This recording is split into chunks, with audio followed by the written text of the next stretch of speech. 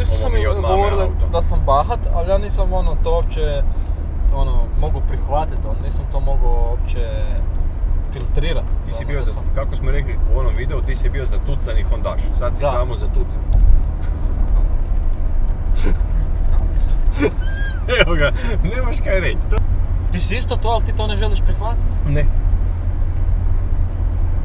Neće nikada. A ti? Ja sam. On je zatucani fordaš, to je još gore. Dobrodošli u novi video na kanalu Oktanskog sindroma. Ja sam Tom. Ovo je fakat ozbiljno bilo. Da, ovo je puno ozbiljno. Ovo je puno ozbiljno od onoga. Ovo je drugi retake jer smo prvi kao bili previše neozbiljni i onda sad ovo ozbiljnija verzija. A sad ne to ponoviti. A možeš, ajde. Pravi glumci mogu. Može, ajde. Pravi glumci, znači da glumci. Ajmo, 3-4 pa glumci. Dobar dan. Kaj je ovo noćna mora je? Stop it. Get some help. Ekipa, zdravo! Pozdrav. Pozdrav. Ja sam Tom. Ja sam Martin. I ja sam Mat. Idemo u Kumrovec, idemo malo gledati reli, malo ćemo posnimiti, malo ćemo pofotkati. Tako, Kumrovec je već krenuo danas ujutro sa relijima, znači oko 9 sati mislim da se je bio... Sa brzincima. Sa brzincima, da, što sam rekao? Sa relijima. Dobro, ne. Evo vidi, i sad opet moramo ispočetka. Sad sve ispočetka. Cijeli uvod ispočetka. Treći brzinac je već krenuo sa današnjim danom. Jučer su se vozila dva brzinca. Dva brzinca su ova bila u Terma Tuhelj, na parkiralištu Terma Tuhelj, koji svih godina do sad.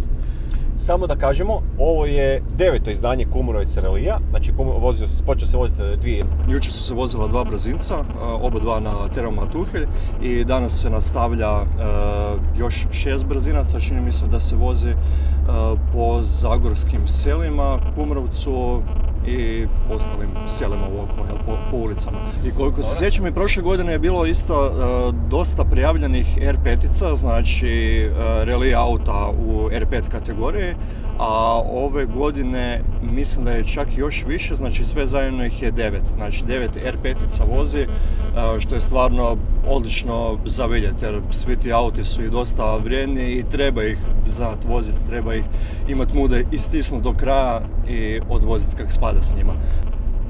Pa ništa, evo sad smo jako blizu, već smo počeli dolaziti do onih ulica koje su zatvorene radi relija, znači ćemo negdje parking i idemo se lagano prema brzincima zaputiti.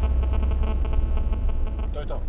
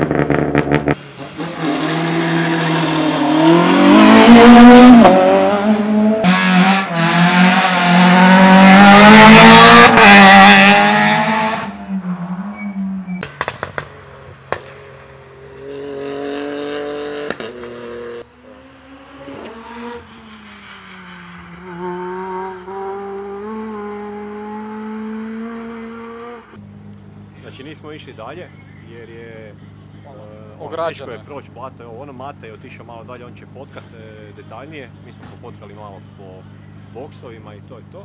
Evo ga, ideš jedan.